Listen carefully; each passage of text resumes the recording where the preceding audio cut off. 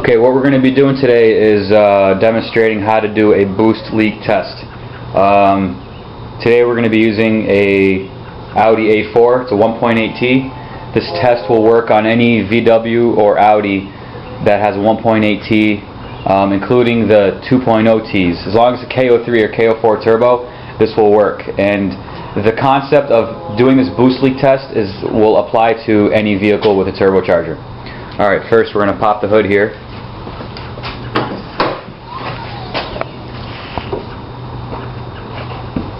And this is the 1.8T. I've already got it prepped. This line is the intake pipe. We're going to be doing a boost leak test through the intake pipe and not on the turbo itself. It's a little easier to do.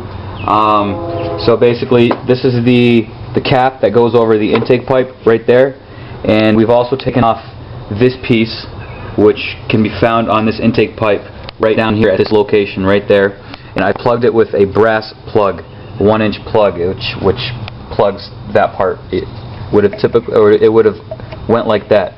So we removed that, hooked up the coupler, and another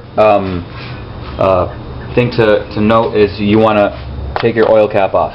Don't forget to put it back on after you're done, but taking the oil cap off will prevent the crankcase from pressurizing, because some of the boost that we're going to be boost leak testing this car with, some of it makes its way past the throttle body through the into the cylinders and through into the crankcase and pressurizes it.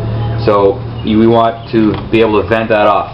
So you're gonna hear a little bit of air coming out of that, but it's going to be a deep sound, which you're not going to really want to pay attention to. So what we're going to do is we're going to take our compressor line. Now this compressor line, we've adjusted our compressor regulator to, I put mine at 30 psi, so that's the max. So just in case we pressurize this to max psi, it's going to only see 30. Now that's probably a little too much for a stock setup, but if you're boosting, if you got a tune and you're boosting higher up, you want to, go a little over what your max boost is. So you can either use the line right off your compressor and regulate that, or you can use the premium kit, which I sell.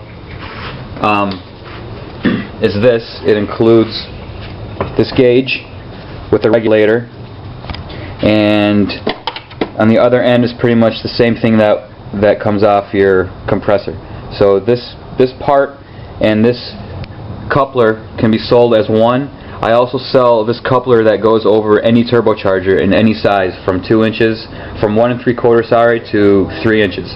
And if you need any custom sizes, just shoot me an email. Okay, so what we're going to do is we have our cap in place, our plug, and we have our regulator. What we want to do is, before we do anything, we want to tune this regulator and make sure we get familiar with the dials. Clockwise is increasing pressure and counterclockwise is decreasing pressure. And what we want to do is we want to start out with 5 psi first. So I'm going to connect this to the compressor right now.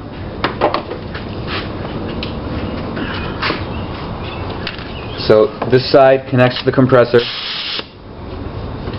and as you can see, we have the other side now that's going to go into the boost leak tester. But this compressor side is reading 30 psi, so I want to tone that down counterclockwise. I want to tone that down to I turn it counterclockwise now and tone it down to about 5 psi, and that's what I want to start out with. That way we catch the big boost leaks first, and we don't have to pressurize the system with 30 psi. So got that in there. Now I want to take this end and put it on to the cap, and now it should be going, but I'm turning up the regulator to try to get 5 psi. But what's happening is, since there's a big boost leak, which you can hear already, the air is passing through that boost leak, and we can't, and this won't even pressurize because it can't build pressure in the boost line. So that's a major boost leak. So we go over here, we can hear it's coming out of this area right here. So let's just feel around, put your hands around somewhere. I feel some air coming through here. So looks like something right here is is leaking. Now if you want to zoom in on that, you can see this elbow right there. This elbow right here is the source of the problem. So I'm going to put my finger over it and try to plug it, and it's plugged. So basically we need to replace that part right there. So let's do that, and then we'll do the boost leak test again and increase the PSI to 10 and see what happens.